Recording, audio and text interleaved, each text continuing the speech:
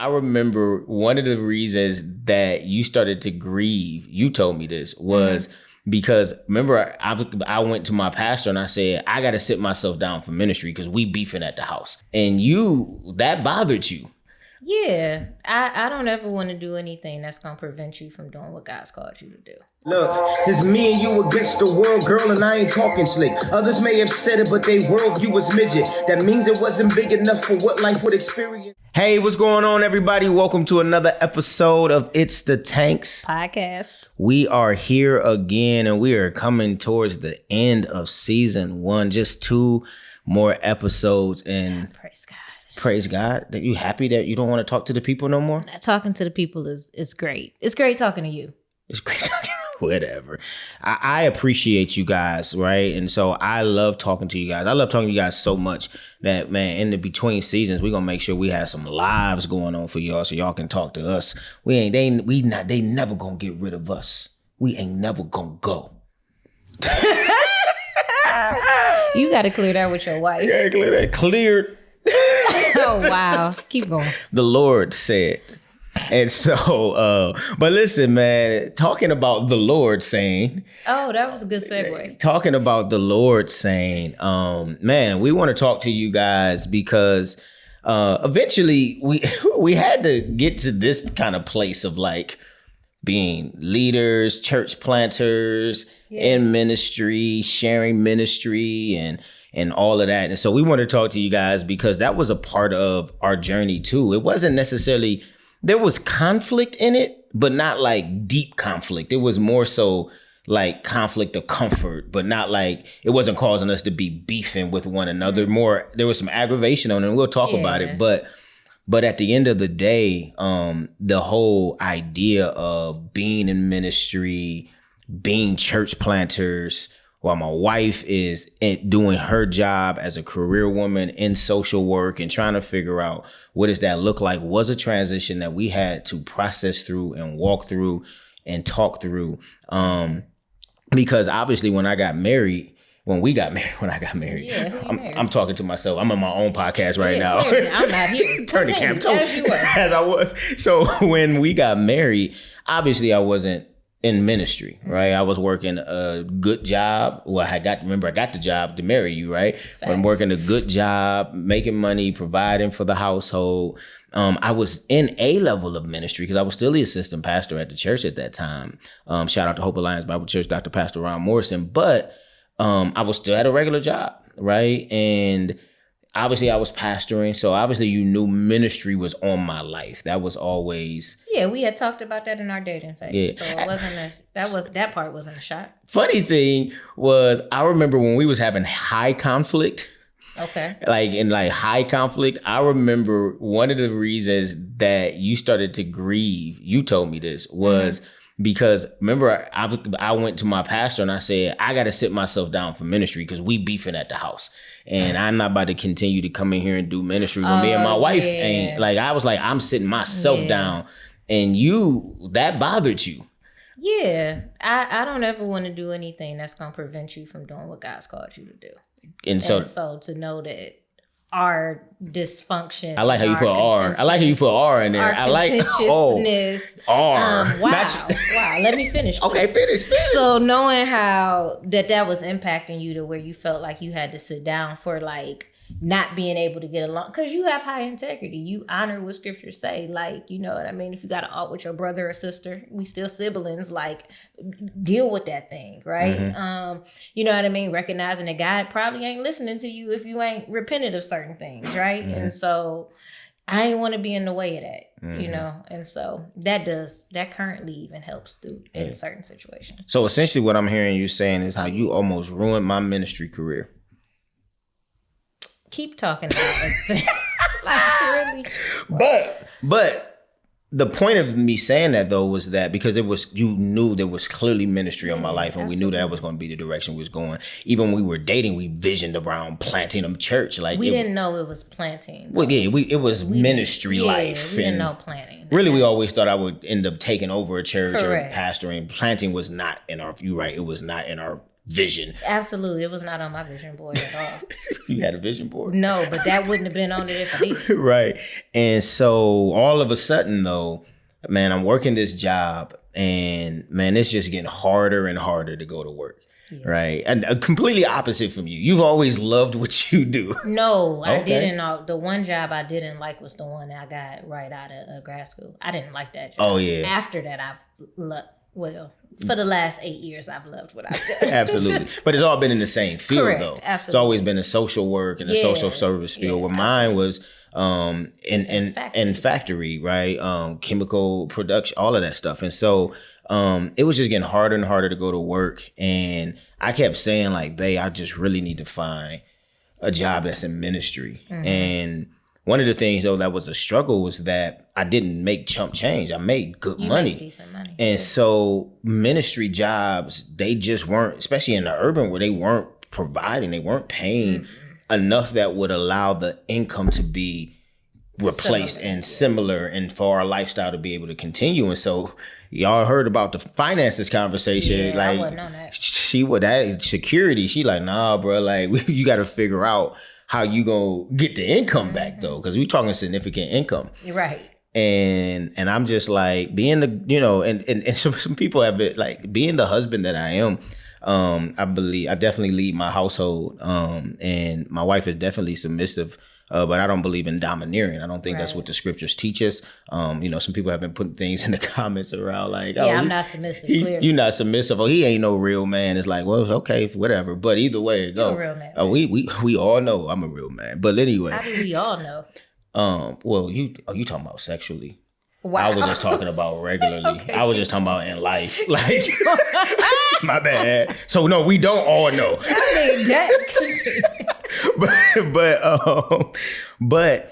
But I don't believe in the idea of domineering over my wife. Facts. I believe that part of loving is also gentle nudging. There's times where you got to put the foot down, and there's times where you got to identify like, no, this is a season where guys got to do some work, and I got to allow him to do that work. Yeah. And especially when we already beefing up, that was, you know, we were coming into a better season then, but it still was just like, is it really that deep? Like, because I still was able to do ministry, serve in ministry. I just wanted to do it full time. And so I didn't press. I was annoyed by it. You know, I did feel like I wanted more support in that area. You were always supportive, but I did feel not as supported in that area, though I also understood why. Yeah. And so I just remember at the end of the day, I went to work one day and they laid us off. And so they laid us off. Anyway. What? That's funny. I was gonna say it's funny because you always get laid off. Yeah. To do ministry. Always. When you don't want me to, a layoff always gotta happen. be like, watch. Oh, you tripping on money? No money. You gonna see how we got to church planning based off this. But so I get laid off now. Yeah. And so I just remember talking to you, and I'll say, all right, babe, listen. I can go right back into another job because the company the type of work we did, other companies wanted us. And so they were already setting to hire the people that had got laid off from this company. And it was actually going to be similar money. I don't know if it was more or less, but it was similar. Yeah. And so I'm like, babe, I could try to go this way, man, or we can take this as an opportunity for me to try to find ministry work. And so you had agreed. I was like, babe, just give me 3 months. Yeah, the summer. We made it through the summer. Yeah. And if I can't find nothing then I'll go back into what I know I can get a job in.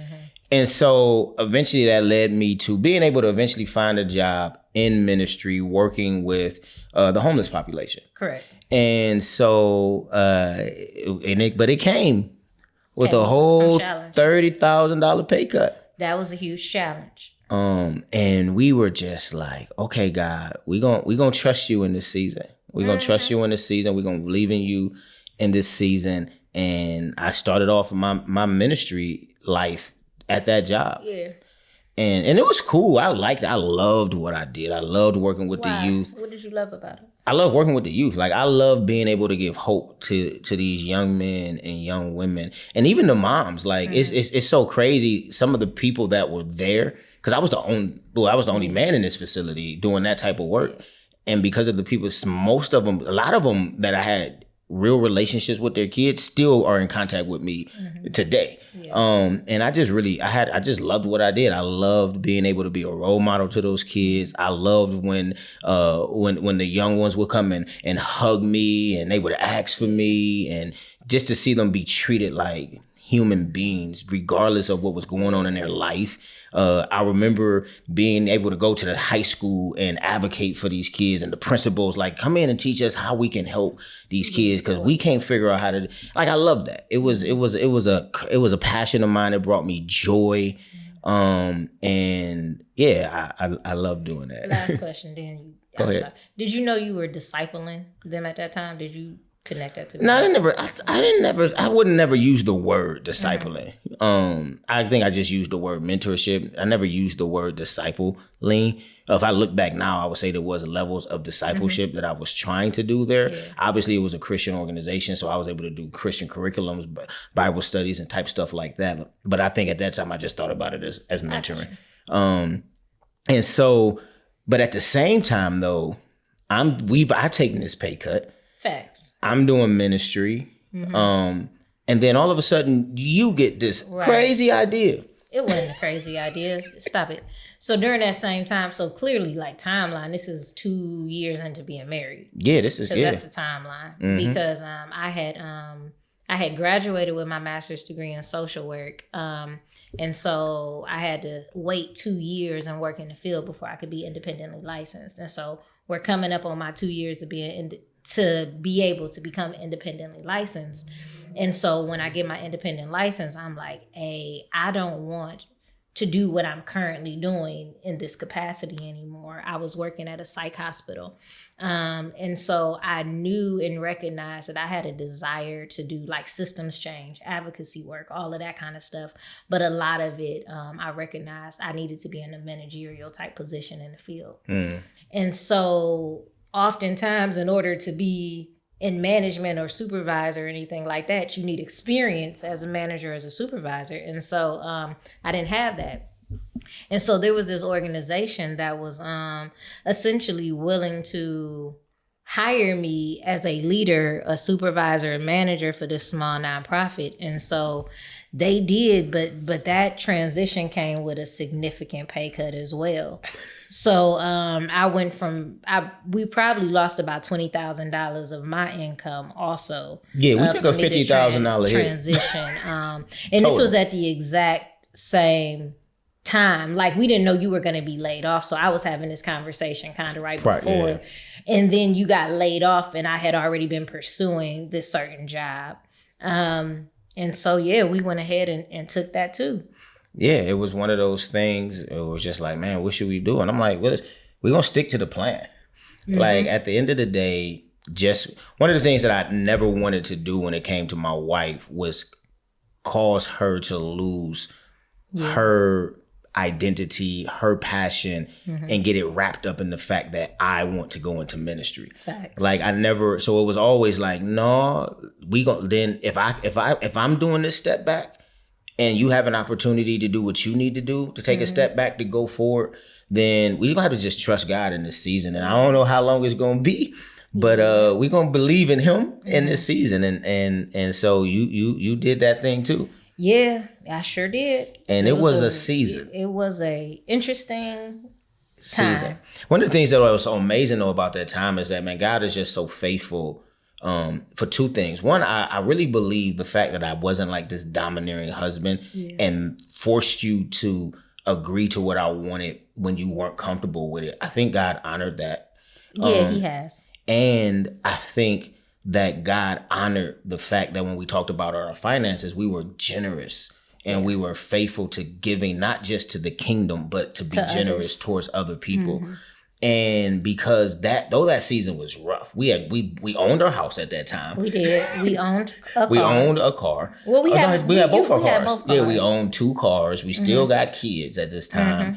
And we found out we was pregnant with Dylan. And we found out we was pregnant with Dylan. Right before I transitioned. Yep. And you had just got laid off. Yep.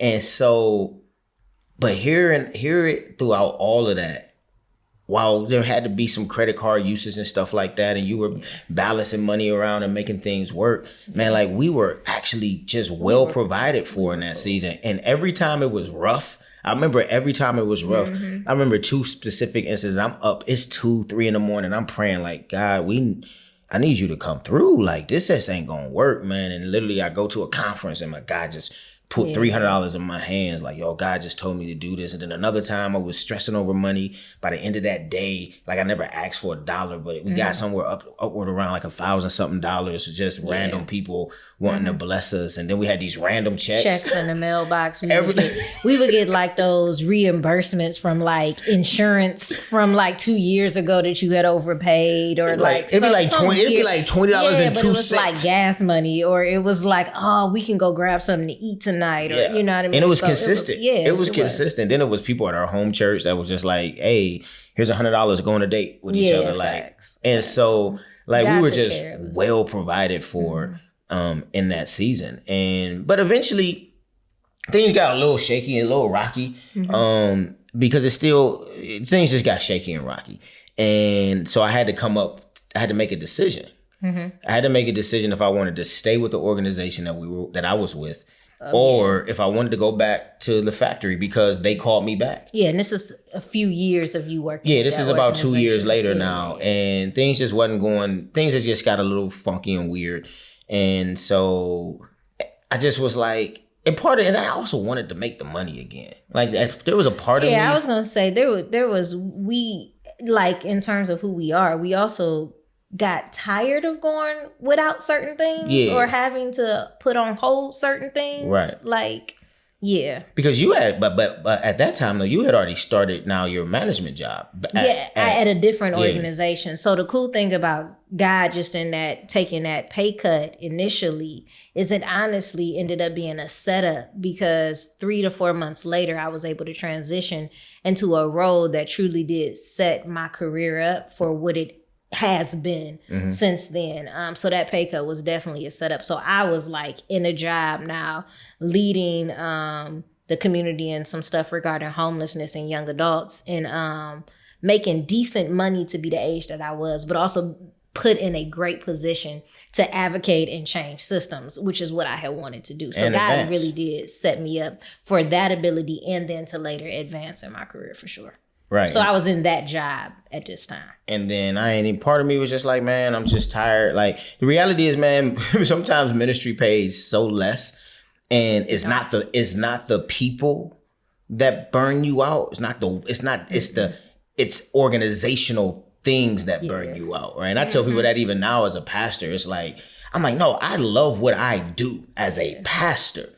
I hate the organizational stuff I have to do as a nonprofit organization. To keep it running, absolutely. That's what burns me out and make me be like, man, I got time for this. But what I do with people, touching people, loving people, I love that part. Yeah, you could do that all day. And that was the same thing that I had started to feel when I was doing the ministry job. It was just like the rest of it just started to kill my joy. Facts. And when they called me back, I made it. I was just like, man, I'm going back. Yeah, and you ain't get no complaints from me. And you ain't get no complaints. So we kind of like, man, we try to get back to we like the way we lived a certain type of way. And so I took the job, man.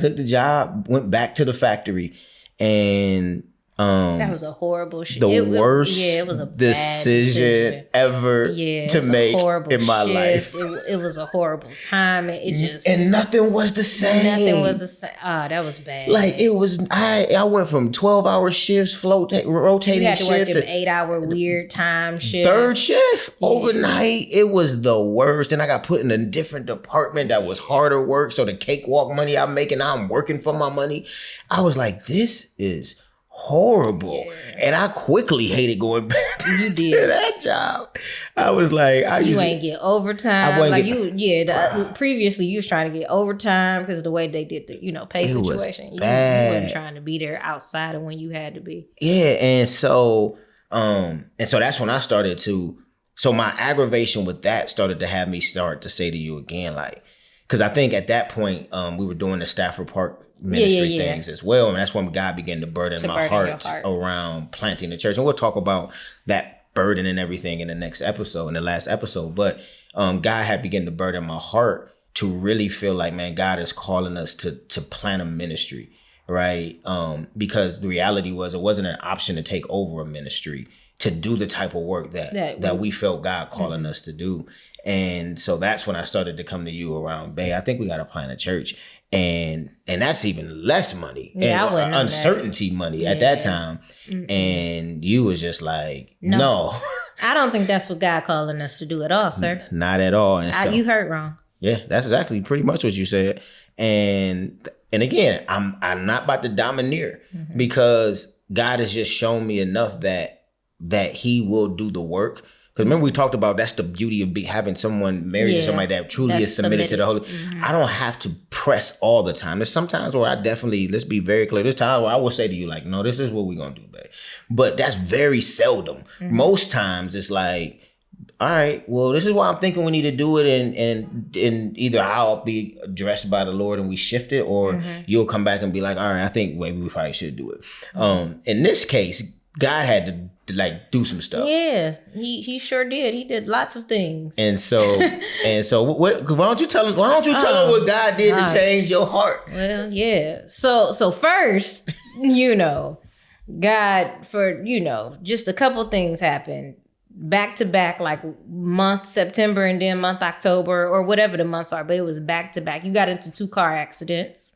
And not my fault. I was not at fault in any of those accidents. No, somebody hit you and then a drunk driver hit you also. So you got hit sitting at a stoplight. And then on the freeway, a drunk driver hit you. A drunk, whatever. It was an issue with a driver that was intoxicated. So there was those 2 things were pretty significant accidents to where your car was totaled. And so there was those things. And I was off work. And you had to be off work. Because of injuries. Absolutely. Around that same time, we had Dominic. And so you were off work for paternity leave. Then you went back to work for like 2 days and injured your finger. Broke my finger. On the job. You was hooping. I was playing basketball. You was playing basketball. And a basketball hit my pinky and made it literally go like snapped that. it back. Yeah. We may insert a picture. We'll see. That's disgusting. Don't do that. And so you couldn't go to work then. And then it was something else that happened. And I was like, man, I feel like at the end of the day, if you don't plant a church, you're going to die. Yeah. No, I think it was the finger, I think that was the last thing where it was just like, because what happened was I was off anyway. Like I never went back to work. You never went back to work after we had Dominic. Yeah, we had Dominic. In June. And then I got into the car accident and then I was on leave because of the back issues and things like that. And then I went back to work on like a day. I went back to work on reduced something. And like 2 days later, got into the other car accident with the drunk driver. And so then I was out again. Right. And then I went back to work for like a week and then broke my finger. And that put me out. That was for a while. Yeah, that was a 12-week. Yeah, you were out for the rest of the year. Yeah, I never went back to that job. You were about to go. No, you never officially went back. You were scheduled to go back to work in like January. Yeah. And then they did layoffs. And then they did layoffs again. So that's what the final thing was, because I was supposed to go back to work, but we had already started having a conversation. Well, yeah. Because we were layoffs just confirmed it for me that clearly we had no choice. Yeah. Because God was like, you gonna do because this? we were having those conversations like, babe, I just really think, because with all that time off, we started really talking about and exploring the church planting conversation. Right. But then it still was that looming piece at the end, because they didn't know what type of financial package they could actually do. Where you kind of like, bro, like, I mean, but you ain't even got no job if you don't go back to your job. Right. We don't know what this gonna be. And literally, man, it was kind of like, all right, what are we gonna do? Am I gonna go back or are we gonna just trust God and keep it pressing? And literally the job calls me when I was scheduled to go back and was like, hey man, we just did late. We doing layoffs again and your number got hit. And I'm like, I'm like, cool. I'm happy about it. I'm like, I was like, cool. I was like, now D, what you going to say now, D? Shut up. Can't go. Hey, babe, yeah, so remember we going to plant that church? Like, because ain't no job to even go back to. Facts. And it wasn't like I was going to go find. And I think that's when even though I didn't have to, I think that's when I then went into my mode where I was like, yeah, so I'm not about to go try to find a factory job. Though. Let's be clear, like this conversation's over. But we had already, during that season though, we had already done the prep work too, because we had been having a dialogue. So we did all the assessments. We started to do all of that during that time. In that fall, after we had Dominic, right then. So I mean, God had already started to do the work, to do some work, to where I was like, all right. I just didn't know timing, and then it was like, oh, I guess it's now. It's just now, 2019. Absolutely. And so that began that whole idea of church planting for us and making that call to go into ministry. And though we moved through it kind of fluently, like it was very, it was a season. Yeah. It was a season of trusting God. It was a season of believing God. It was a season of supporting and believing one another and being patient with one another. But at the end of the day, we end up right where God wanted us to be, which was ministry, because you were at that time very much progressing in your own career, and so we had to figure out like, well, wait, what does ministry actually look like for you and me? At the same time, because church planting, because I'm not a stay-at-home mom or stay-at-home wife. I actively work in my career. I'm not an entrepreneur on the side, or have a business where I can create my own certain things. Like, we definitely had to figure out what that was going to look like. Yeah, and it was almost one of those things where it's like, and you couldn't be, because we needed your income, my income to for our family, to sustain us in the uncertainties of the beginning of the church plan. So it was like, nothing else, we needed benefits. If nothing else, we needed benefits. If there was no other reason to keep a job, we needed those. Okay. We needed your those benefits was good. Those was good benefits. Was really good. Those was really good. I missed those benefits. Oh man, but again, we survived that season, and we are now church planters, and you are still working actively in your field, in your career, advancing, killing it for the city. There we go. And the kingdom. Okay, for the kingdom for sure. Yeah, and so next episode we'll real quick talk about how. Because though we had to wrestle through what it looks like to be in ministry together, we actually found out very quickly how you were able to connect ministry to what it was, because kingdom advancement. So real quick, talk about that before we close this episode out. Okay, cool. So big portion of what we desire to do in ministry is making disciples who make disciples. And I never forget when we decided we were going to plant, one of the conversations we had, and it was like, babe, like, I don't mind sharing the gospel and all of that, but like, I'm never around people. All I do is go to church and work and come home. Like, I don't have all of these other hobbies and pockets and all that. And you were like, but you go to work every day. And it was like, essentially, I was like, oh, dang, like, that's my mission field. Like, my job, social services, advocacy work, that's a mission field that I'm missing. And, just recognizing that is, in fact, my mission field. It was like, oh, so this is how me making disciples, learning how to be intentional in these kind of workspaces, kind of really helped in terms of the way in which we view ministry and the way in which we view like multiplication and working and belonging and all of that cool stuff too. So it was, working, but you making that comment and me connecting it to like supervisions and team events and advocacy and all this other stuff, that it's like, no, this is what Jesus did.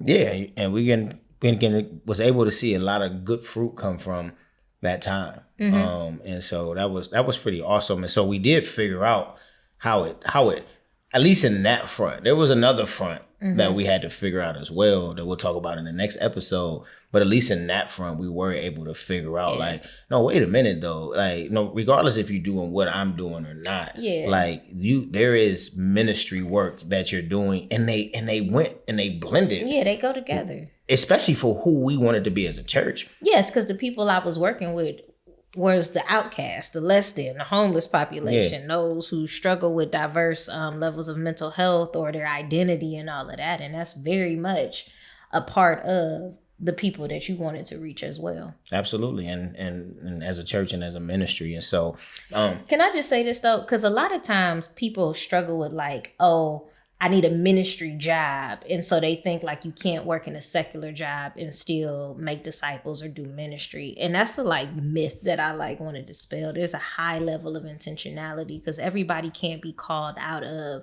the secular workforce to be a full-time preacher or a full-time biblical teacher and scholar. Like we need people to stay in hospitals, to stay on the police force, to stay in social services, to share the gospel because they have a different reach than people in the pulpit. And so just a lot of times people want to do ministry, but they think ministry is in the context of the church building all the time, and it's not.